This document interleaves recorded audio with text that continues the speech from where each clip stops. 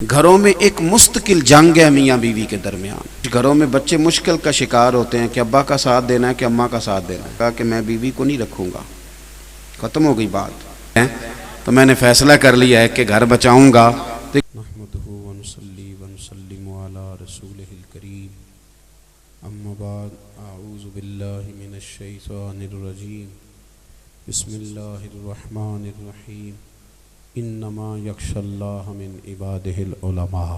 سبحان اللہ۔ صدق اللہ العظیم وصدق رسولہ النبی الکریم الامین، ونحن علی ذلک لمن الشاہدین والشاکرین، والحمد للہ رب العالمین۔ ان اللہ وملائکتہ یصلون علی النبی، یا ایہا الذین آمنوا صلوا علیہ وسلموا تسلیما۔ الصلاۃ والسلام علیک یا سیدی یا رسول اللہ، وعلی آلک واصحابک یا حبیب اللہ۔ سارے حضرات درود شریف پڑھیے۔ الصلاۃ والسلام علیک یا سیدی یا نبی اللہ، وعلی آلک واصحابک یا سیدی یا رحمۃ للعالمین۔ تمام تعریفیں، حمد و ثنا اللہ تعالیٰ جل جلالہ کے لیے، درود و سلام نبی اکرم نور مجسم شفیع معظم آقا کل ختم رسول دانہ سبل احمد مجتبیٰ جناب حضرت محمد مصطفیٰ صلی اللہ تعالیٰ علیہ وسلم کی ذات والا صفات کے لیے حمد و صلات کے بعد، عزیز دوستو، بزرگوں، بھائیوں، بالخصوص حضرات علماء کرام، مشائخ اعظام، حضرت صاحبزادہ پیر سید خلیل الرحمن شاہ صاحب، عالی مرتبت استاذ العلماء حضرت علامہ مفتی بشیر احمد فردوسی صاحب دامت برکاتہم العالیہ۔ دوستو، آپ دیکھ رہے ہیں کہ ہم ایک دینی ادارے میں بیٹھے ہوئے ہیں، طلباء کی دستار بندی کا خوبصورت منظر ہے۔ اذان سنیں جی۔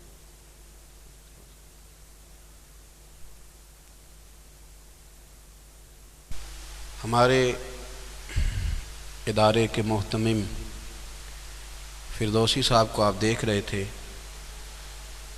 سادے سے اور محنتی سے اور نفیس سے آدمی ہیں اور توجہ سے اپنا کام کر رہے ہیں۔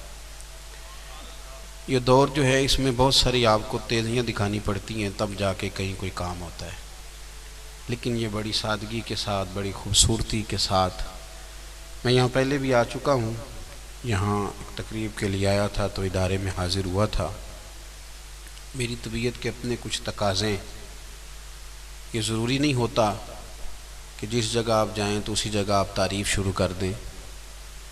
دین کا کام جہاں بھی ہو، کچھ نہ آپ کر سکیں تو تھوڑی دیر اپنی نظر کو جھکا کے، دل کو حاضر کر کے دعا ضرور کر دینی چاہیے۔ اس سے بہت سی برکات ہوتی ہیں، بہت سے رستے خود بخود کھل جاتے ہیں۔ دعا ہے دل کی گہرائیوں سے کہ سدائی بہار روے اس باغے، تے کدے خزاں نہ آوے، ہو ون فیض ہزاراں تائیں تے ہر بھکھا ہی پھل کھاوے۔ دینی تعلیم جو ہے، ادارے جو ہیں، دین کا جو علم ہے، اس کی بہت سی جہتیں ہیں، بہت سارے پہلو ہیں جن پر کلام کرنے کی ضرورت ہے۔ سب سے پہلے تو یہ سمجھ لیں کہ اللہ کے محبوب صلی اللہ تعالیٰ علیہ وسلم نے فرمایا کہ علم کا طلب کرنا میں نے مرد و عورت پر ویسے ہی فرض کر دیا ہے۔ ضروری ہے مسلمان مرد اور عورت پر، اگرچہ اس حدیث سے مراد ضروریات کا علم ہے کہ جس کو جتنی علم کی ضرورت ہے، اپنی ضرورت کا مسئلہ سیکھنا ہر شخص کے لیے ضروری ہے۔ کیوں؟ اس لیے کہ آپ کسی بھی محکمے سے تعلق رکھتے ہیں نا جب، تو اس کے تعلق سے جو ضروری باتیں ہوتی ہیں وہ سکھائی جاتی ہیں۔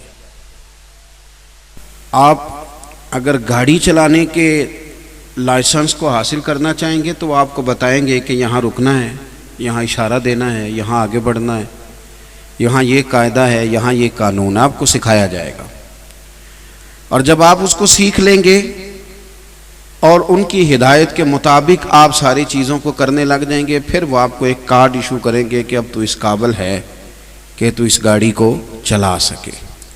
بس آپ بات کو سمجھ لیں ہم بھی اپنے طالب علموں کو نا قاعدے قانون سکھاتے ہیں، اور جب وہ سیکھ لیتے ہیں تو ایک ان کے ہاتھوں میں سند دیتے ہیں، ایک ان کے سر پہ دستار رکھ دیتے ہیں۔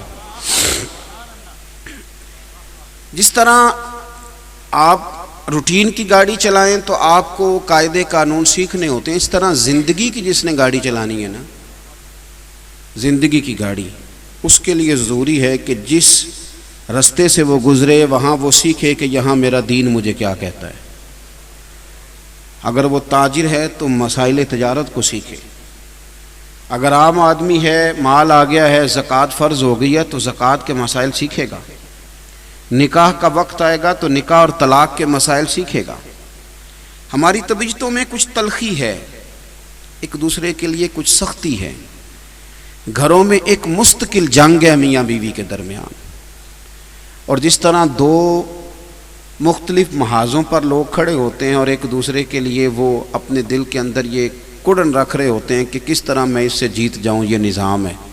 بچے بہت سارے گھروں میں الا ماشاءاللہ کچھ گھروں میں بچے مشکل کا شکار ہوتے ہیں کہ ابا کا ساتھ دینا ہے کہ اماں کا ساتھ دینا ہے۔ یہ کٹھن اور آزمائش اور تکلیف کب پیدا ہوئی؟ جب میاں بیوی نے دین نہیں پڑھا، ایک دوسرے کے حقوق کو نہیں سمجھا۔ اگر چیزیں ان کی طبیعت میں رچ بس جاتی، وہ خاص ارشادات جو حضور نے ان دونوں کے تعلق سے بیان کیے تھے۔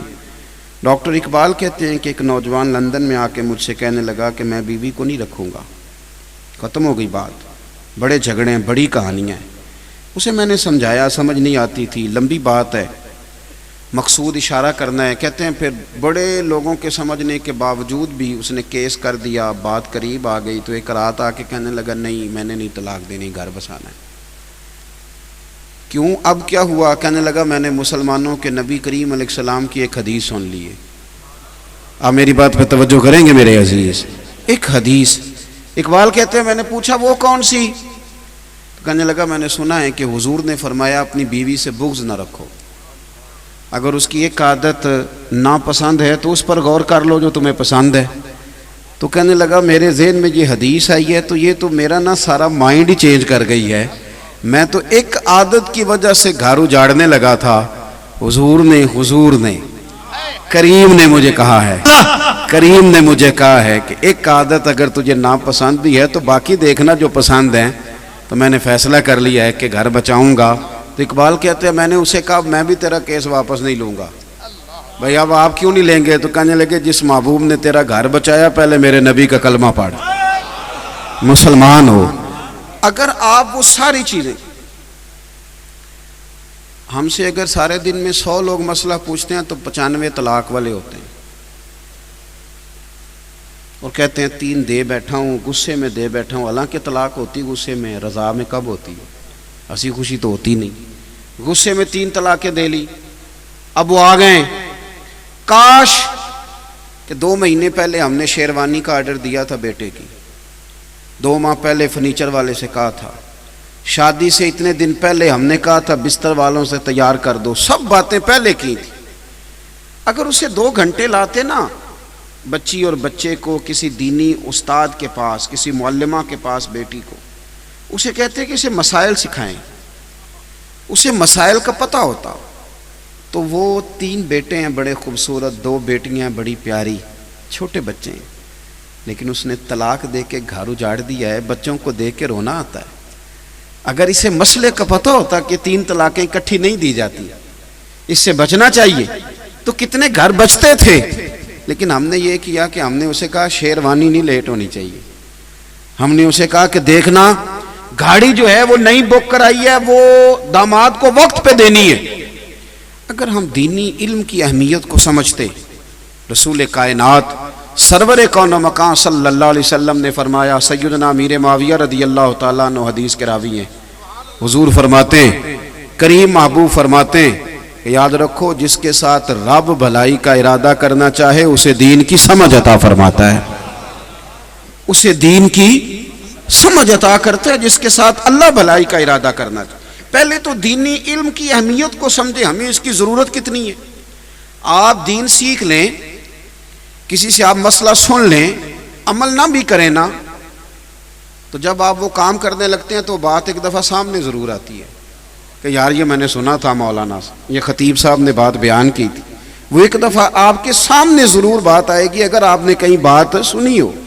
دین کے علم کی ضرورت کو محسوس کریں، ضرورت کو، اگر آپ کو سمجھ آ جائے، ایک کو ذرا کم کریں گے اس کی، اگر آپ کو سمجھ آ جائے کہ دین کا علم ہمارا نفع کتنا کرتا ہے، ہمارا فائدہ کتنا کرتا ہے، ہمیں اطمینان کتنا دیتا ہے، ہمیں قلبی طور پر راحت کتنی دیتا ہے، سمجھ آ جائے، گھروں کے اندر جو خوبصورت، دیکھیے ایک حدیث ہے حضور کی،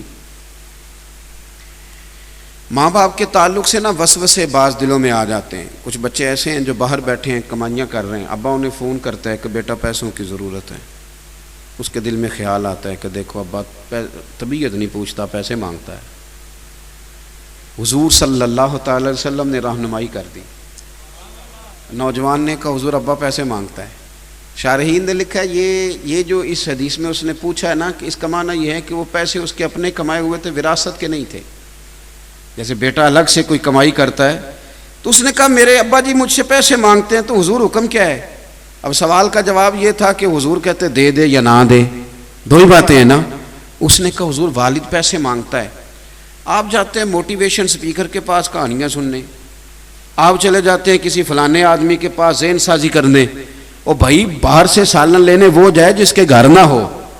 آپ باہر کیوں جاتے ہیں؟ آپ کو تو سارا کچھ مدینے والے رسول نے عطا فرمایا ہے، آپ کا تو اپنا گھر سارا بھرا ہوا ہے، آپ یہاں سے فیض لیں۔ حضور نے ہر چیز دینی علم کی بس اہمیت کو سمجھی، آپ کے سامنے چیزیں کھل جائیں گی۔ سرور کون و مکان صلی اللہ علیہ وسلم سے پوچھا حضور میرے والد صاحب پیسے مانگتے ہیں، حکم کیا ہے؟ تو نبی کریم صلی اللہ تعالی علیہ وسلم نے فرمایا تو حکم پوچھتا ہے دوں کہ نہ دوں؟ فرمایا انت و مالک لابیک۔ آپ کبھی اس حدیث کے پیرے پہ غور کر لینا تو آپ کو نا باپ سے عشق ہو جائے گا، یعنی آپ غلام بے دام ہو جائیں گے۔ اس نے کہا حضور ابا پیسے مانگتا ہے، دوں کہ نہ دوں؟ تو حضور نے فرمایا تو بھی اپنے ابے کا ہے، تیرا سارا مال بھی تیرے باپ کا ہی ہے۔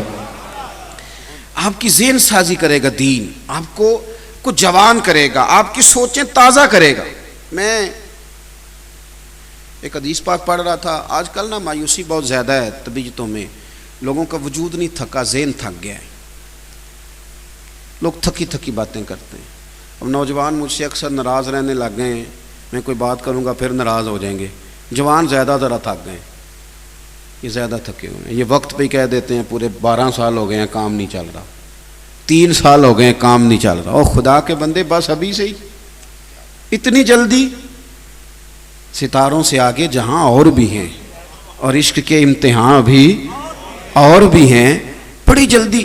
حضور صلی اللہ علیہ وسلم ذہن سے اگر آپ کے ذہن میں ہو قرآن و سنت تو آپ کوئی کچی بات نہیں کریں گے، کہیں گھبرائیں گے نہیں، کہیں کمزور نہیں پڑیں گے، کہیں آپ کے جملوں سے مایوسی نہیں ٹپکے گی، کہیں آپ کو کمزوری نظر۔ شرط یہ ہے کہ آپ دینی علوم کے قریب ہوں، قرآن و سنت کے قریب ہوں، پھر آپ کو کسی نئے فلسفے کی، نئے سیمینار کی، کسی نئے ڈاکٹر کے پاس جانے کی ضرورت نہیں پڑے گی۔ حضور طائف چلے گئے، طائف والوں نے پتھر مارے، بات لمبی نہیں کرتے، اشارہ دیتے ہیں، بڑی تکلیف دی، حضور واپس تشریف لائے، ایک جگہ بیٹھے، حضرت زید بن حارثہ ساتھ ہیں، یا رسول اللہ دعا کریں یہ تباہ ہو جائیں۔ حضور نے ہاتھ اٹھا دی، اللہم اہدی قومی، یا اللہ میری قوم کو ہدایت دے دے، انہیں پتہ ہی نہیں۔ جوانوں ذرا حضور کی امید دیکھنا، تو کہتا 3 سال کام کیا ہے، 4 سال کام کیا، تھک گیا ہوں، پڑھ میرے نبی پاک کی حدیثیں، تجھے سوکھ کے ساتھ سویا کرے گا، تجھے محنت کرنے میں مزہ آنے لگے گا، تجھے سرور آنے لگے گا۔ سرور کائنات علیہ الصلوۃ والسلام کی خدمت میں عرض کی حضور دعا کریں یہ تباہ ہو جائیں۔ نبی کریم نے ہدایت کی دعا کر کے کہا زید میں ان کے لیے تباہی کی دعا نہیں کروں گا، اگر یہ نہیں نہ مانتے تو مجھے امید ہے ان کی آنے والی نسلیں میرا کلمہ پڑھ جائیں گے۔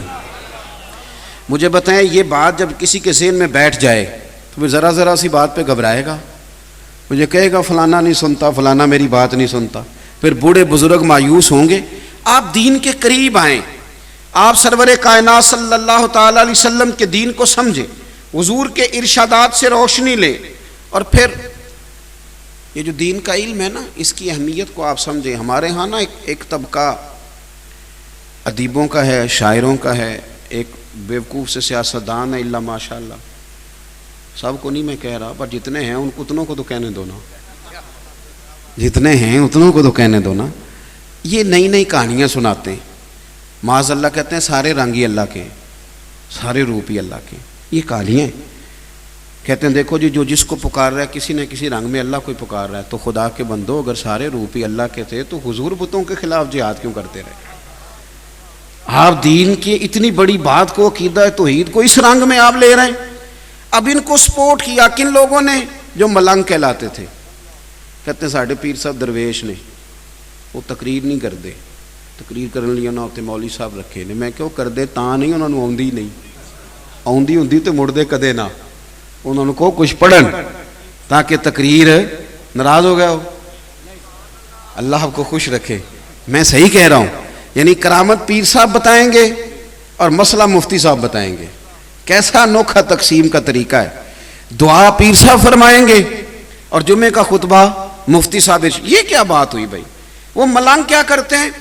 وہ کہتے ہیں مولویوں نے کی پتہ ہو بھائی، آپ ہمارے پاس آئیں، ہم آپ کو 2-3 سٹوریاں سنائیں گے، کوئی آپ کو حیرت انگیز بات سنائیں گے، کوئی کہیں گے نہیں بیٹا معرفت اور چیز کا نام ہے، تھوڑا سا آپ کو فلسفہ دے کے لاجک دے کے الجھائیں گے، کہانی ختم ہو جائے گی. کائنات میں سب سے زیادہ حسن اسی معرفت میں ہے جو مدینے والے رسول نے عطا فرمائی ہے.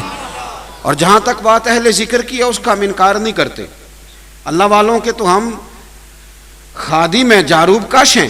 لیکن آپ سنیے رسول کریم کا جو طریقہ ہے، علم کے ساتھ حضور کا جو شغف ہے.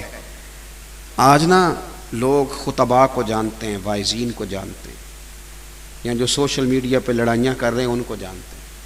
میں جاتا ہوں اجتماعات میں تو لوگ کہتے ہیں مولوی لڑ رہے ہیں، تو میں نے کہا آپ نے دیکھا ہی 5-6 مولوی ہیں. ہمارے تو سینکڑوں شیوخ الحدیث ہیں جو بیٹھ کے توجہ کے ساتھ رسول اللہ کا دین پڑھا رہے ہیں، توجہ کے ساتھ. آپ نے 4 بندے دیکھیں آپ پریشان ہو گئے، آپ نے دیکھا ہی نہیں. کبھی آپ کھڑکی کھول کے پیچھے دیکھیں سبزہ بڑا شاندار ہے. اور یہ جو آپ مایوس ہیں نا کہ پتہ نہیں کیا بنے گا، کچھ بھی نہیں ہو رہا، آپ بے فکر رہیں. درجنوں سینکڑوں لوگ بیٹھے جو صبح سے شام تک مدینے والے کا دین پڑھاتے ہیں اور خلوص کے ساتھ پڑھاتے ہیں. اور انشاءاللہ یہی چراغ جلے گا تو روشنی ہوگی.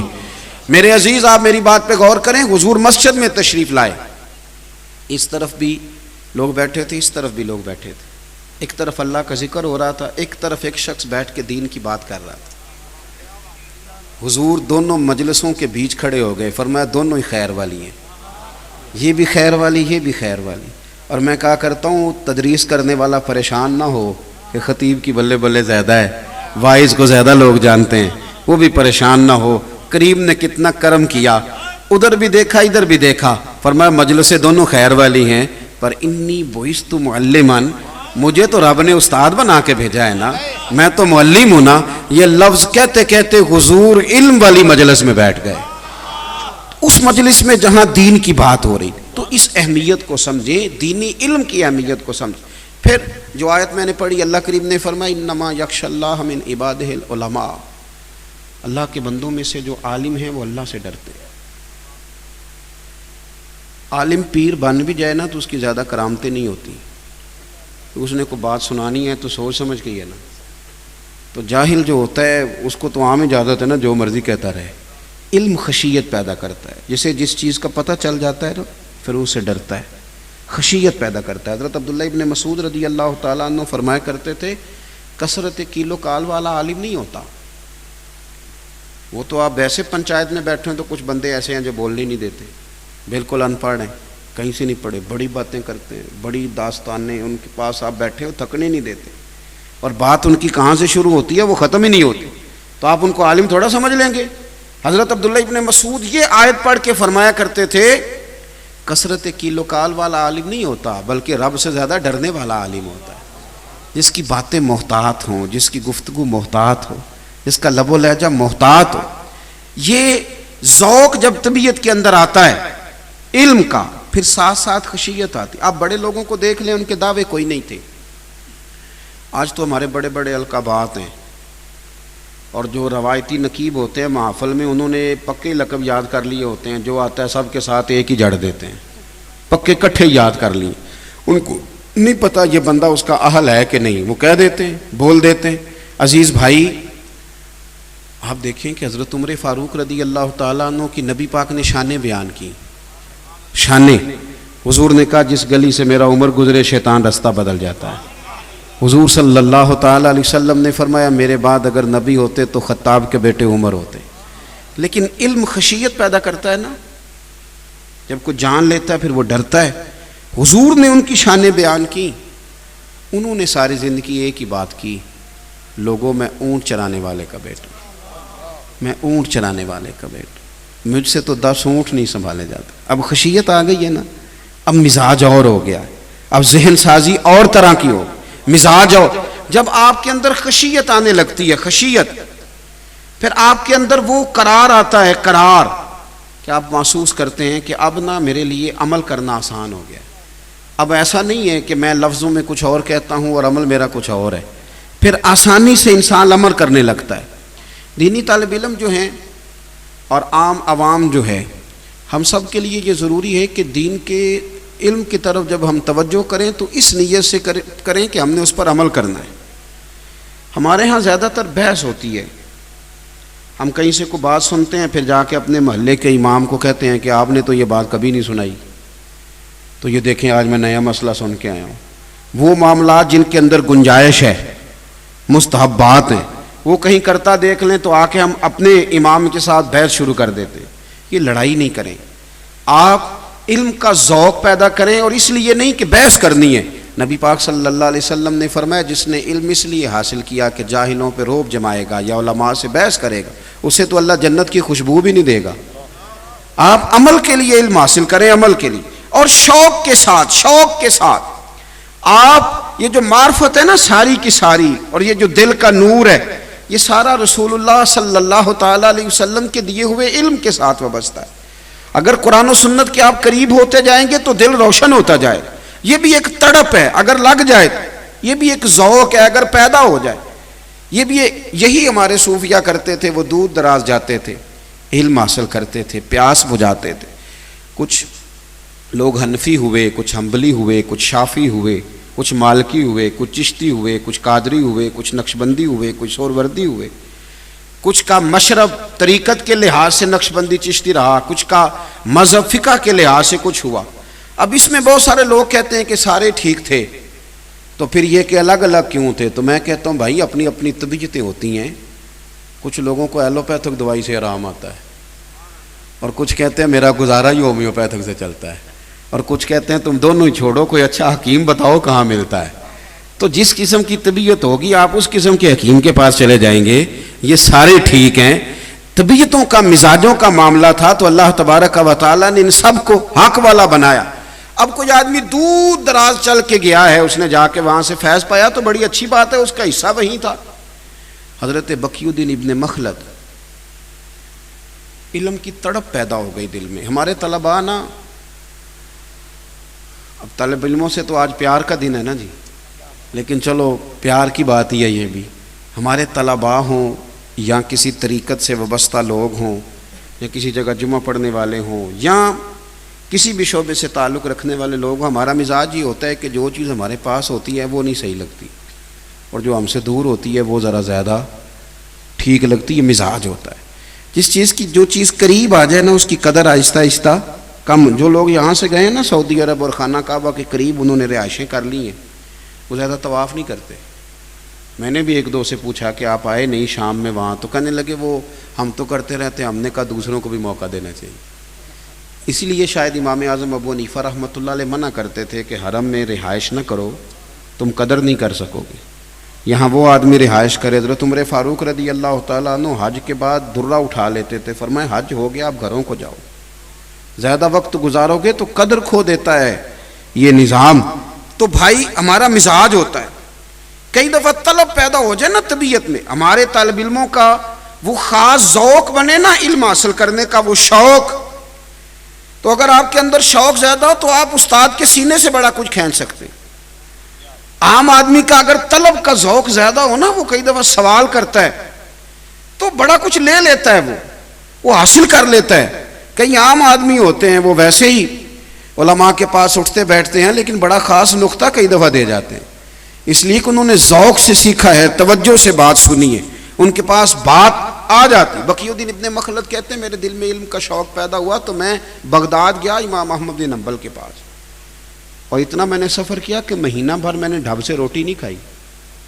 علم کے لیے نکلا. یہاں تو آج کل مرید آنے سے پہلے فون کرتا ہے کہ تیاری کر لو پیر صاحب میں آ رہا ہوں. پہلے سے فون جاتے ہیں، بڑے معاملات ہیں، نظام ہے.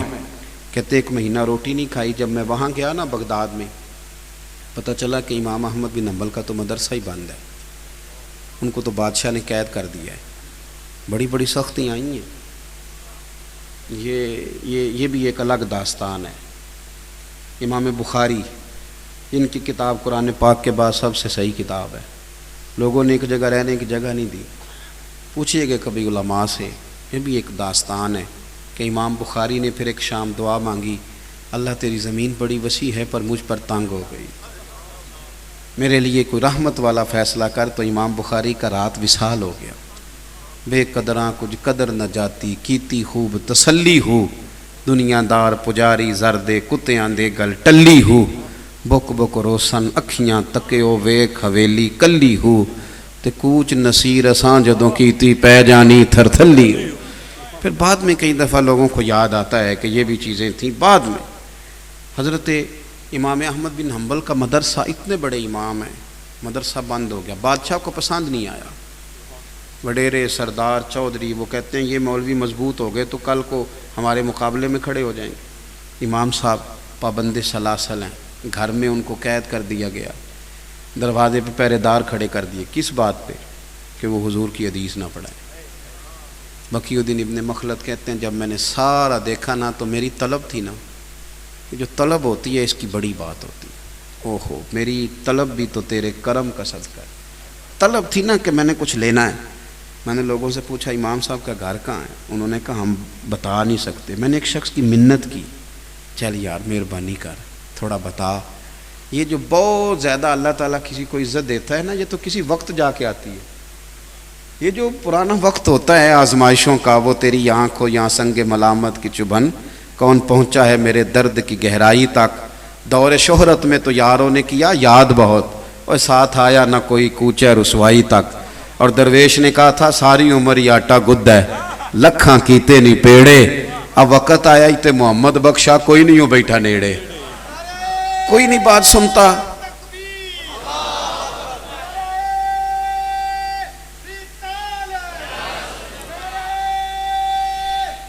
سنیں جی، حضرت امام احمد بن حنبل کا کوئی گھر کا پتہ بتانے کو بھی تیار نہیں. ایک شخص کی منت کی تو وہ کہنے لگا میں نہ صرف اشارہ کروں گا، میں صرف اشارہ کروں گا، اور وہ بھی آنکھ سے. ڈر بڑا لگتا ہے حکومت وقت سے. ایسے بھی حالات آتے ہیں، ایسے بھی حالات آتے ہیں. کئی دفعہ عوامی سطح پہ پیدا کر دیے جاتے ہیں، کئی دفعہ حکومتی سطح پہ پیدا کر دیے جاتے ہیں. مشکل کر دیا جاتا ہے گھر سے نکلنا. وہ کہتے ہیں کہ میں پہنچ گیا دروازے تک، اشارہ کیا کہ یہ گھر ہے. اللہ اکبر. فرماتے ہیں مجھے ذوق تھا نا علم پڑھنا ہے اور استاد سے پڑھنا ہے، مرشد سے فیض کا ذوق تھا نا. تو کہتے ہیں اگلی صبح پھر میں علم پڑھنے آیا. میں نے کپڑے پھاڑ لیے، ٹوپی اتار لی، ہاتھ میں مانگنے والا کاسا پکڑ لی. او تینوں لب دیں آپ گواچے، سانو اپنی خبر نہ کوئی، ساتھوں پارے نی ککھ گلیاں دے. ہن تے آکھ دے لوگ شدائی، ننگ نموس دا ساڑ کے چولا، اساں گل پہنے ہیں تاج گدائی. وہ سجنا اپنا آپ گوایا تاں یار نے چاتی پائی. فرماتے ہیں وہ کاسا گدائی. میں دروازے مانگنے لگا. کوئی 1 آنا دیتا، کوئی 2 دیتا، کوئی 1 دینار، کوئی 3. مانگتے مانگتے پھر دروازہ امام احمد بن حنبل کا آیا، میرے مرشد کا گھر آیا، میرے استاذ کا. وہ جب نکلے نا 1 دینار لے کے، تو ان کا چہرہ دیکھا تو میں رو پڑا. میں نے عرض کی حضور دینار نہیں، میں تو آپ سے حضور کی حدیث سننے آیا. آپ نہ یہیں کھڑے کھڑے 2 منٹ میں جو آپ سے ہو سکے مجھے پڑھا دیا کریں. سونیا میں روز خیرات لینے آؤں گا، میں روز خیرات لینے آؤں گا، میں مانگوں گا، مہربانی کرنا، میں بھوک کاٹ لوں گا، پتے کھا لوں گا، پر میں یہاں آ کے نا آپ سے پڑھا کروں گا. ابن مخلد کہتے ہیں کہ میں روز مانگنے جاتا، میں روز مانگنے جاتا، سوالی بن کر خیرات لینے جاتا. میں نا ان کے دروازے پہ جا کے صدا لگاتا، وہ باہر آتے، 1 دینار بھی دیتے اور حضور کی 3 حدیثیں بھی پڑھاتے. کہتے ہیں میں نے نا سوالی بن کے، فقیر بن کے رسول اللہ کا دین پڑھا. وقت بدل گیا، حالات تبدیل ہو گئے، حکومت بدل گئی، امام صاحب کا مدرسہ لگ گیا. دارال حدیث کھل گیا, دور دراز سے طلبا آ کے بیٹھے, جب مدرسہ سجا تو یہ فقیر بھی پہنچا. کہتے ہیں سارے بیٹھے تھے, جب میں گیا تو امام اٹھے اور مجھے سینے سے لگایا, فرمایا سجنا پڑھا ساری دنیا نے ہے, پر جو تو نے پڑھا ہے انشاءاللہ مجھے مرتے دم تک یاد رہے گا. تیرا پڑھنا بھی کمال ہے, میرا پڑھانا بھی کمال. آپ نا اپنی طبیعت میں وہ شوق تو لائیں, وہ ذوق تو پیدا کریں. دیکھیں نا کئی دفعہ نا ادائیں اس طرح کی ہوتی ہیں, ادائیں. فقیر کے پاس درویش آیا تو اس نے اس محبت سے بیٹھ کے حاضری دی, اس محبت سے بیٹھ کے کہ فقیر نے فوراً ہی دستار اتار کے سر پہ رکھی. تو پیر بھائی بھی کئی دفعہ مقابلہ کر لیتے ہیں نا, انہوں نے کہا حضرت جی یہ آپ نے کیا کیا؟ تو فرمانے لگے یار اس کی ادائیں ایسی تھی, اس نے مجھے رڑکا یار, مکھن نکال کے لے گیا ہے, تو لسی بچی ہے, پانی ڈالتے جانا پیتے جانا. کیا بتائیں, رنگ ہی اس طرح کا تھا اس شخص کا. کچھ طلباء میں, کچھ لینے والوں میں ذوق ہوتا ہے, اپنا ذوق بنائیں. ایک بات میں نے والدین کے لیے بھی کرنی ہے, زیادہ میں نے باتیں نہیں کرنی, اس لیے کہ یہ تو میری ڈیوٹی لگا دی گئی تھی آج کہ آپ نے آنا ہے. حضرت نے کئی دفعہ فرمایا, ورنہ میں سمجھتا ہوں کہ جہاں بھی علماء موجود ہیں وہ دین کی بات ہی کر رہے ہیں, جہاں بھی کر رہے ہیں. تو بہت ساری باتیں آپ نے ان میں سے سنی ہوئی ہیں. میری تو ڈیوٹی تھی آج بات کرنے کی, تو میں کر رہا ہوں, اور الحمدللہ سعادت سمجھ کے کر رہا ہوں, اور دل کی بڑی خوشی کے ساتھ کر رہا ہوں کہ مجھے رسول اللہ کے دین پڑھانے والے ایک ادارے میں بیٹھنے کا موقع مل رہا ہے. والدین ایک توجہ کریں, ہمیں نا تیزی سے بہکایا جا رہا ہے دینی علوم کے خلاف. ہمارے لبرل قسم کے منسٹر روز ٹی وی پہ بیٹھ کے کہتے ہیں کہ مولوی بچوں کو پروفیسر نہیں بناتے, انجینئر نہیں بناتے, ڈاکٹر نہیں بناتے. یہ دیکھو جی, یہ مدرسے کا بچہ ڈاکٹر کیوں نہیں بنتا؟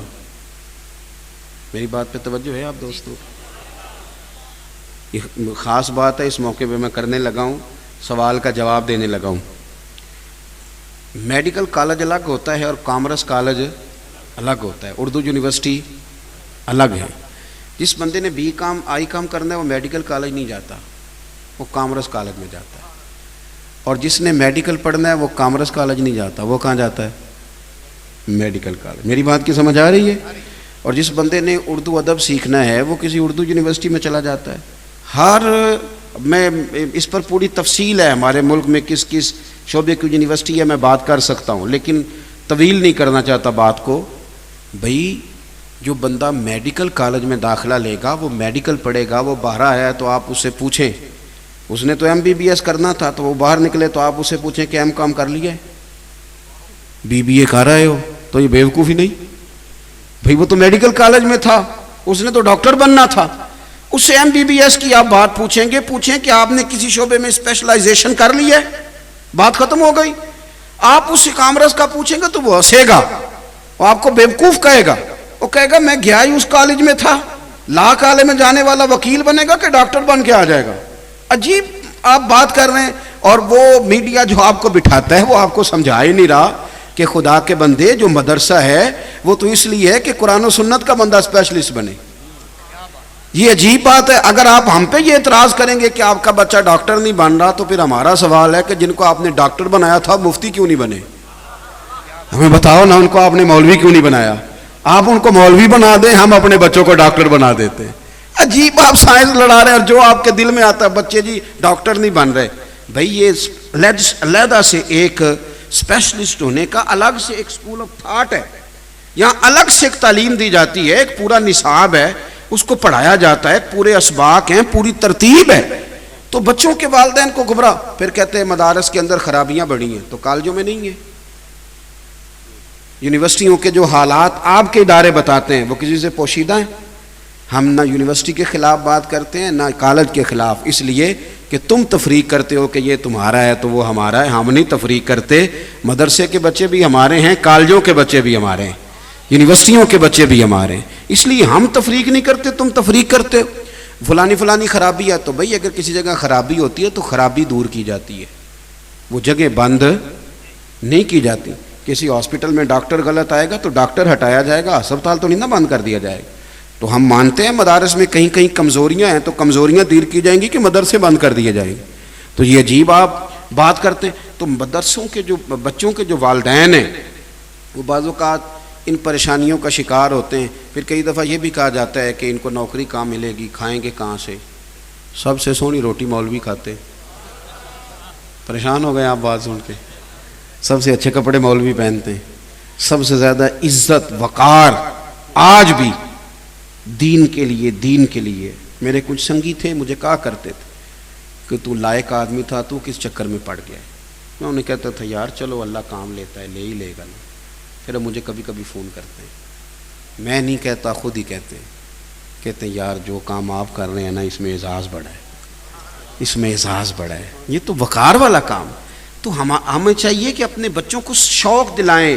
اگر بچہ بھاگتا ہے واپس جاتا ہے 2-3 سال پڑھ کے تو اسے شوق دلائیں, اسے کہیں پتر واپس جائے, اسے مکمل کر. آپ شوق پیدا کریں. اور استاد سے زیادہ ماں باپ کارنامہ سر انجام دے سکتے ہیں بچوں کو شوق دلانے کا. آپ سرپرستی کریں, آگے بڑھیں, مدرسے کو آ کے دیکھیں کیا پڑھ رہا ہے, کہاں جا رہا ہے, اس کی فائل چیک کریں. آپ پہنچیں, مدرسے کے ساتھ ذوق پیدا کریں. ایک بزرگ گزرے حضرت ربیہ صاحب تاریخ بغداد نے لکھا ہے کہ ان کے والد حضرت ابو عبد الرحمن فروغ چلے گئے تھے جہاد کرنے. تابعین کا دور تھا. اس زمانے میں جہاد ہوتا تھا کہ یہ علاقہ فتح کیا تو اگلے علاقے چلے گئے, وہ فتح کیا تو اگلے علاقے چلے گئے, وہ چلے گئے جہاد کرنے. 27 سال واپس ہی نہیں آئے. جاتی دفعہ بیوی کو 30,000 دینار دے گئے تھے کہ خیال رکھنا. واپس آئے تو بیٹا بھی بہت چھوٹا تھا. جب تشریف لائے تو 27 سال کے بعد مدینہ شریف میں رہائش تھی. دروازے پہ دستک دی تو بیٹے نے دروازہ کھولا تو ہاتھ میں نیزہ تھا. کہنے لگے پیچھے ہٹ, تو کون ہے میرے گھر پہ قبضہ کیا ہوا ہے؟ تو صاحبزادے کہنے لگے بابا تو کدھر سے آ گیا, تو پیچھے ہٹنا, میرے گھر میں تو کیوں بغیر اجازت کے داخل ہو رہا. بات بڑھ گئی, لوگ جمع ہو گئے. جب وہ بحث طویل ہوئی تو اندر سے والدہ نے پردے کے بیچ سے سنا تو کہنے لگی بیٹا ہٹ جا, یہ تیرے والد آئے, والد کو آنے دے. ماں بھی بیٹے سے بڑا پیار کرتی ہے, پر قرآن پاک نے نا 2 مثالیں دی ہیں باپ اور بیٹے کے پیار. 2 مثالیں, ایک حضرت ابراہیم اور جناب اسماعیل کی, ایک حضرت یعقوب اور جناب یوسف کی علیہم السلام. یہ بھی کبھی بڑھ کے دیکھو, اور ماں بھی بڑا ہی پیار کرتی ہے, پر پتر لیٹا ہو نا تو باپ تو دیکھ کے راضی ہوتا رہتا ہے کہ دیکھو میرا بیٹا بڑا ہو گیا. ابے کا پیار کا بھی کوئی اندازہ نہیں, کوئی کسی جگہ اس کا ٹھکانہ نہیں. باقی لوگ تجھے پیسے دیتے ہوں گے, تحفے دیتے ہوں گے, باپ تجھے اپنی جوانی دے دیتا ہے. چڑھتی جوانی میں ابا کہتا ہے کہ میرے کپڑے ہیں بس بچوں کے لے آ, حالانکہ اس کا تو وقت آیا پہننے. جو باپ پیار کرتا ہے اس کا بھی کوئی اندازہ کر سکتا. تو والد نے بیٹے سے ملاقات کی, باپ بیٹا بڑا روئے. اب عصر کی اذان ہو چکی تھی مسجد نبوی میں. حضرت ربیہ چلے گئے نماز کے لیے. والد آئے تھے سفر سے, کھانا وانا کھایا, غسل کیا, فارغ ہوئے تو پوچھتے ہیں اپنی اہلیہ سے کہ وہ میرا 30,000 دینار کدھر ہے. 27 سال بعد آئے ہیں تو باقی چیزیں نہیں پوچھی, پیسے پوچھے. تو اہلیہ کہنے لگیں آپ نا مسجد نبوی شریف جائیں, نماز پڑھ کے آئیں, بتاتی ہوں پیسے کہاں ہیں. اب بیٹے جب گھر سے گئے تھے تو سادے لباس میں تھے, اب جب مسجد شریف پہنچے تو امامہ ہے, جبہ ہے, اور مسجد بھی معمولی نہیں, حضور کی مسجد ہے. اور حدیث پڑھانے کے لیے جب صاحبزادہ بیٹھا ہے تو سامنے حضرت حسن بصری جیسے لوگ, امام مالک جیسے لوگ سامنے بیٹھے ہیں, لوگ درس حدیث ہو رہا ہے. عصر کی نماز پڑھ کے نا تو کسی سے پوچھتے ہیں یہ کس کا پتر ہے, کس نصیبوں والی ماں کا بیٹا ہے, حضور کی مسجد میں بیٹھ کے دین پڑھا رہا ہے, کون ہے یہ؟ تو جن سے پوچھا تھا انہوں نے بتایا یہ کوئی ابو عبد الرحمن نام کے بزرگ ہیں جو 27 سال سے جہاد میں ہیں, یہ ان کا بیٹا ہے. حضور کی مسجد نبوی میں بیٹھے تھے تو گود میں آنسو گرنے لگے. کبھی حضور کا گنبد دیکھتے, کبھی سرور کائنات کا روضہ نور دیکھتے, کبھی بیٹا دیکھتے, کبھی ادھر کبھی ادھر. واپس لوٹ کے گھر آئے تو سعادت مند بیوی کا چہرہ دیکھا تو چھلک پڑے آنسو. بیوی سمجھ گئی کہ پتر کو حدیث پڑھاتا دیکھا ہے, سمجھ گئی. تو دیکھتے شوہر کو کہنے لگی میں نے نا آپ کا 30,000 دینار آپ کے بیٹے کو عالم بنانے میں لگا دیا ہے, مجھے بتاؤ میں نے پیسے ضائع تو نہیں کیے, کوئی ضائع تو نہیں کیے؟ تو ہاتھ اٹھائے اور کہا میں رب کی بارگاہ میں دعا کرتا ہوں اللہ تجھے بہترین صلہ عطا کرے, تو نے تو میرے بیٹے کو رسول اللہ کے دین کا خادم بنا. بھائی یہ جو ذوق ہے نا, یہ جو ذوق ہے اس کو آپ سمجھیں. آپ اپنے بچوں کو کاش اس طرف لائیں میں نا تراویح ایک جگہ بڑی جلدی تھی، بات میری ختم ہو گئی، بس میں سمیٹنے لگا ہوں. ایک جگہ بڑی جلدی تھی تو تراویح کے لیے کھڑا ہو گیا، تو بالکل میرے ساتھ جو صاحب کھڑے تھے وہ تراویح میں رو رہے تھے. تو میرے دل میں خیال آیا کہ جو سورہ ابراہیم کی تلاوت ہو رہی تھی تو بعض جگہ ایسی آیات تھیں، تو میں نے سمجھا کہ شاید قرآن مجید کے درد کے ساتھ یہ رو رہے ہیں. تو تکمیل پر نہ میں نے ان سے کہا کہ اللہ تعالیٰ آپ کو صبر دے، تو آپ بڑا رو رہے ہیں. تو وہ کہنے لگے کہ مولانا یہ جو تراویح پڑھا رہا میرا بیٹا ہے، پہلا مصلی سنا رہا ہے. تو میری نہ میں آپ کو بتا نہیں رہا کہ میری اس وقت کیفیت کیا ہے کہ میرا پتر قرآن جی سنا رہا ہے، میرا بیٹا قرآن شریف سنا رہا ہے. آپ ذوق بنائیں دین کا، آپ اپنے بچوں کو اس طرف مائل کریں اور خود سرپرستی کر کے آپ اس طرف لائیں. آپ کا بیٹا جب پڑھتا ہے نا اس طرف آتا ہے تو کمال ہو جاتا ہے. آخری بات طالب علموں سے کرنے لگا ہوں. میرے عزیزوں، میں بھی طالب علم ہوں، آپ بھی طالب علم ہیں. دین بڑا غیرت مند ہے، یہ کسی کا محتاج نہیں ہے. اللہ بڑے بڑے نالائقوں سے کام لے لیتا ہے. یاد رکھنا، کام میں دو ہی چیزیں شرط ہیں، ایک آپ کی محنت، دوسرا آپ کا اخلاص. اگر یہ دو چیزیں آپ کے پاس موجود ہیں تو کوئی چیز سامنے رکاوٹ نہیں بنتی. اللہ راستے بنا دیتا ہے اور بڑی آسانیاں کر دیتا ہے. اور ایک بات اور یاد رکھنا کہ قابلیت بھی بڑی ضروری ہے، پر قبولیت اس سے بھی زیادہ ضروری ہے. قبولیت کی بڑی ضرورت ہے. قبولیت ہو جائے نا. ملا فضل اور فیضی بڑے پڑے ہوئے تھے، آپ کبھی سنیں گے اساتذہ کرام سے، تو اتنا حافظہ تھا کہ کوئی قصیدہ لکھ کے لاتا تھا نا بادشاہ کا، تو چھوٹا بھائی ایک دفعہ کوئی چیز سنتا تھا تو یاد ہو جاتی تھی، تو بڑا دو دفعہ سنتا تھا تو یاد ہو جاتی تھی. کوئی قصیدہ لکھ کے لایا، اس نے سنایا تو چھوٹا کہنے لگا جی بادشاہ تو جھوٹ بول رہی ہے، تو میرے شعر ہیں. اس نے سنا تھا تو سنا دیا. اب بڑا تصدیق کرتا، چونکہ وہ دو دفعہ سننے سے یاد کر لے، کہتا جی اسی کے شعر ہیں جی، مجھے بھی یاد ہیں، کئی دفعہ میں نے سناؤں. تو وہ جب سنا دیتا بڑا بھی، تو بادشاہ کو پکا ہو جاتا کہ چھوٹے کے شعر ہیں، اور انعام اس کو مل جاتا. لکھنے والے بیچارے کو تکلیف کا سامنا. اتنے بڑے تھے لیکن دنیا کمانے میں لگ گئے. بے نقطہ تفسیر لکھی پر دنیا کمانے، دولت کی طرف متوجہ ہو گئے، رہ گئے. لیکن اللہ نے اعزاز دیا تو حضرت مجدد الفسانی کو عطا فرمایا. مصلی پہ بیٹھتے تھے پر کمال کر گئے.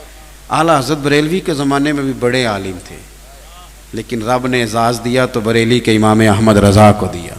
حضرت پیر مہر علی شاہ کے زمانے میں بھی بڑے عالم تھے، لیکن اللہ نے اعزاز دیا تو ختم نبوت کی حفاظت کا تاج اللہ تبارک و تعالیٰ نے انہیں عطا فرمایا. تو آپ اپنے لیے قبولیت طلب کریں اللہ کے حضور اور آگے بڑھیں. اور یہ جو جوڑا جی میں عرض کرتا ہوں، دوسرا یہ کہ آپ اس بات کو اچھی طرح سمجھ لیں کہ آپ نے تو صرف تھوڑا سا آگے بڑھنا ہے. دین کے کام میں تھوڑی سی بھی کوشش کریں تو اللہ زیادہ مدد فرماتا ہے، زیادہ مدد کرتا ہے. میری طرح کے بہت سارے لوگ کہہ دیتے ہیں ہم نے بڑی محنت کی ہے پر اتنی نہیں کرنی پڑی. محنت تھوڑی ہوتی ہے، فضل ہی زیادہ ہوتا ہے، فضل ہی زیادہ ہوتا ہے. میں تو اکیلا ہی چلا تھا جانب منزل، مگر لوگ ملتے ہی گئے پھر کارواں بنتا گیا. تو خوب آپ توجہ رکھیں گے. یہ جو دستاریں ملتی ہیں نا، حضرت محدث اعظم پاکستان رحمۃ اللہ علیہ آپ کے شاگرد فرمایا کرتے تھے کہ حضرت کہتے تھے کہ جو مجھے دستار ملی تھی نا فراغت کے وقت، میں نے سنبھال کے رکھی ہوئی ہے، قبر میں بھی ساتھ لے کے جاؤں گا. اس لیے کہ یہ میرے سر پہ دستار ہے، یہ میرے اساتذہ نے مجھ پر اعتماد کیا ہے، مجھ پر اعتماد کیا ہے کہ اب میں رسول اللہ صلی اللہ علیہ وسلم کا دین تھوڑا سمجھنے کے میں قابل ہو گیا. یہ اعتماد کی. تو آپ اس پر خوب توجہ کریں گے. ہم جو عوام ہیں ہمیں چاہیے کہ علم کا شوق پیدا کریں، اپنے بچوں کی توجہ دلائیں، خود بھی تھوڑا سا قریب آئیں علم کے. مدارس کی مضبوطی میں اپنا اخلاقی کردار ادا کریں. جو تھوڑی تھوڑی تنقید ہونے لگتی ہے گلی محلوں میں، اس سے بچیں. اخلاقی کردار ادا کریں. کوئی کمزوری آ جاتی ہے، انسان ہے، کمزوریاں ہوتی ہیں، آگے بڑھ کے ان کی اصلاح کی کوشش کریں. لیکن یہ کہ کوئی ایسی محاذ آرائی نہ بنائیں جس سے دین کی کاز کو نقصان پہنچے. حضرت نے ختم نبوت کے تعلق سے بات کرنے کا اشارہ کیا. ہمارا ایمان ہے کہ حضور آخری رسول ہے، نبی کریم صلی اللہ تعالیٰ علیہ وسلم کے بعد کوئی نبی. یہ بات بڑی ضروری ہے. ایک تو ہے علمی مسئلہ اور ایک ہے عوام کے لیے سمجھنے کی بات. وہ بھلا کیا ہے؟ وہ یہ ہے کہ ختم ہے ہمارے لیے حضور کی تعلیمات پر ہر شے. ہمیں دائیں بائیں جانے کی ضرورت ہی نہیں، ہمیں ضرورت نہیں. یعنی جس بندے کو گھر سے کسی چیز کی کمی رہ جائے وہ باہر جاتا ہے نا، ضرورت ہی نہیں. اس لیے ہمارے علماء نے لکھا ہے کہ کسی جھوٹے آدمی نے دعویٰ نبوت کیا تو جس نے دلیل مانگی وہ بھی کافر ہو جائے گا. وہ دلیل مانگی کیوں؟ مانگنے کی ضرورت کیا تھی؟ حضور کے بعد کسی نبی کی ضرورت پاما سونے ملن ہزاراں. ضرورت کیا ہے؟ ضرورت نہیں. اور ایک پہلو ختم نبوت کا اور بھی ہے. حضرت عمر فاروق رضی اللہ تعالیٰ عنہ مسجد نبوی شریف میں بیٹھ کے تورات پڑھ رہے تھے. حضور تشریف لے آئے. کیا کر رہے ہو؟ حضور حضرت موسیٰ کلیم پر نازل ہونے والی کتاب پڑھ رہا ہوں. تو حضور نے جلال فرمایا. اس مفہوم کو بھی آپ سمجھیں. یہ ہمارے لیے عوام کے لیے سمجھنا یہ بھی بڑا ضروری. کیا کر رہے ہو؟ یا رسول اللہ حضرت موسیٰ کلیم پر نازل ہونے والی کتاب پڑھ رہا ہوں. تو حضور نے اظہار ناراضگی فرمایا. حضور فرمانے لگے عمر اگر حضرت موسیٰ علیہ السلام حیات ظاہری میں ہوتے تو میرا کلمہ پڑھ کے میرے قرآن کی تلاوت کرتے. تمہیں دائیں بائیں جانے کی اجازت ہے. آپ دیکھیں نا حضور نے نام لے کے کہا. ہم نا اپنی مخصوص تہذیب رکھتے ہیں مسلمان, مخصوص تھوڑا سا بھی ادھر ادھر جانے کی ہمیں اجازت. یہ داڑھی رکھنی ہے نا, مونچھیں رکھنی ہے نا, تو اس میں اتنی دور جانے کی کیا ضرورت ہے؟ لیکن اللہ کے رسول صلی اللہ علیہ وسلم نے یہاں بھی حد بندی کر کے فرمایا تم نے داڑھی بڑی رکھنی ہے, مونچھیں چھوٹی رکھنی. یہودیوں کی مخالفت کرنی. وہ اس طرح کرتے ہیں کہ مونچھیں بڑی کرتے. تم نے یہ کہا یہ امامہ باندھنا تھا نا, تو حضور نے ہمیں حد بندی بیان کی. فرمایا وہ بغیر ٹوپی کے امامہ باندھتے ہیں, تم نے امامے پہ ٹوپی پر امامہ باندھنا ہے. ان کی مخالفت کرنی. ہمیں نا ہر چیز خاص کر کے حضور نے عطا فرمائی, خاص کر کے. اس لیے ختم نبوت کا یہ معنی بھی یاد رکھیں کہ ہمیں آگے پیچھے جانے کی ضرورت ہی نہیں. حضور نے ہمارے لیے کوئی کمی چھوڑی. اچھا ایک بات اور یہاں یاد آ گئی. نبی پاک صلی اللہ علیہ وسلم کا قول بھی محفوظ ہے, فعل بھی محفوظ ہے, اور حضور کا خاموش رہنا بھی کتابوں میں محفوظ ہے. حضور کا چپ رہنا بھی محفوظ ہے. آپ کہیں گے چپ رہنا کیسے محفوظ ہے؟ تو پوچھئے گا مفتی صاحب سے, علماء سے. ایک حدیث قولی ہوتی ہے, ایک فعلی ہوتی ہے, ایک تقریری ہوتی ہے. یہ تقریری حدیث کون سی ہوتی ہے کہ حضور کے سامنے کوئی کام کیا گیا, اگر حضور خاموش رہے, منع نہیں کیا تو وہ چیز بھی جائز ہو گئی. معنی کیا ہے؟ حضور کا چپ رہنا بھی محفوظ ہے. یہاں حضور چپ رہے تھے, لہذا یہ بات بھی, اس کو حدیث تقریری کہتے. ہمیں ادھر ادھر جانے کی ضرورت کیا ہے؟ حضور کے تو اشارے بھی محفوظ ہیں. اگر حضور نے کہہ دیا نا میں اور یتیم کی پرورش کرنے والے جنت میں اس طرح جائیں گے جس طرح یہ دو انگلیاں جڑی ہوئی ہیں, تو ہر محدث نے انگلیاں کھڑی کر کے جوڑ کے دکھایا ہے کہ حضور نے کہا تھا یوں انگلیاں جڑی ہوئی ہیں. معنی کیا ہے مسلمانوں؟ میرے نبی کے اشارے بھی کتابوں میں محفوظ ہیں. اشارے تک کتابوں میں محفوظ ہیں. تو جن کے پاس اتنا کچھ محفوظ ہو انہیں آگے پیچھے جانے کی ضرورت پڑتی ہے؟ صرف ضرورت یہ ہے کہ آپ نا تھوڑا سا مضبوط ہو. ہمارے بچے کیا کرتے ہیں, جو رات کو نا ٹی وی پہ فیشن دیکھتے ہیں سویرے کر لیتے ہیں. جو آدمی سویرے اچھا سا تیار ہو کے نکلے, لوگ اسے بھی کہتے ہیں, پھر کہتے ہیں پیارا لگ رہا ہے. لیکن اگر وہ داڑھی کو کنگھی کر کے نکلے, امامہ باندھ کے نکلے, تعریف اس کی بھی کرتے ہیں. پر پتہ کیا کہتے ہیں؟ کہتے ہیں کتنا نورانی چہرہ ہے. اب تعریف ہی کتنی ادب والی, کتنی حسین ہو گئی. تو آپ نا حضور کے در دولت پہ آئیں, نبی کریم علیہ السلام کے دروازہ نور پہ اپنے آپ کو لے کے آئیں. آپ محسوس کریں گے کہ اللہ نے دل روشن کر دیا ہے, طبیعت ٹھنڈی ہو گئی, انشراح صدر نصیب ہو گیا. قریب آئیں دین کی باتوں کو سیکھیں تھوڑا تھوڑا کر کے آپ اپنی طبیعت میں. اور شرط یہ ہے کہ عمل کرنے کے لیے سیکھیں, بحث کے لیے نہیں, تکرار کے لیے نہیں, ہر وقت لڑائی. اب تو فیس بک پہ وہ لوگ بھی مفتی بن گئے جن بیچاروں کو کچھ پتہ نہیں, اور اللہ جانتا ہے ایسے ایسے سوال کرتے ہیں بعض اوقات کہ میں کہتا ہوں آپ کا سوال بتا رہا ہے کہ آپ سوال نہیں پوچھنا چاہتے, آپ تو کوئی نیا الجھاؤ پیدا کرنا چاہتے ہیں. پوچھنے والے کا سوال بھی بتاتا ہے کہ یہ کہاں الجھا ہوا ہے. بہت زیادہ ذوق کے ساتھ دین کے ساتھ وابستہ ہوں, بہت زیادہ ذوق کے ساتھ. اور دین کا کام تو اتنا حسین ہے کہ ایک عورت نا مسجد میں جھاڑو دیتی تھی, مسجد نبوی میں, بیمار ہو گئی. بھلا کیا ڈیوٹی ہوتی ہے جھاڑو دینے والے کی؟ کیا یہ جہاں ہماری محفلوں میں جو جھاڑو دیتے ہیں وہ اسٹیج پہ بٹھائے جاتے ہیں, اشتہار لگانے والے بٹھائے جاتے ہیں, جو بیچارے بڑی محنت کرتے ہیں وہ ان کی کام نصیب ہیں کہ وہ اسٹیج پہ بیٹھیں گے. وہ تو کہیں پیچھے بیٹھے ہوتے ہیں, لیکن کوئی دیکھے نہ دیکھے جن کے لیے کرتے ہیں وہ تو دیکھ رہے ہوتے ہیں نا. جھاڑو دیتی تھی, جھاڑو عورت, صحیح حدیث میں موجود ہے. بیمار ہو گئی, حضور تیمارداری کرنے جاتے, فرمایا اگر انتقال کر جائے تو مجھے خبر دینا. اتنی ڈیوٹی کرتی ہے دین کی کہ مسجد میں جھاڑو دیتی.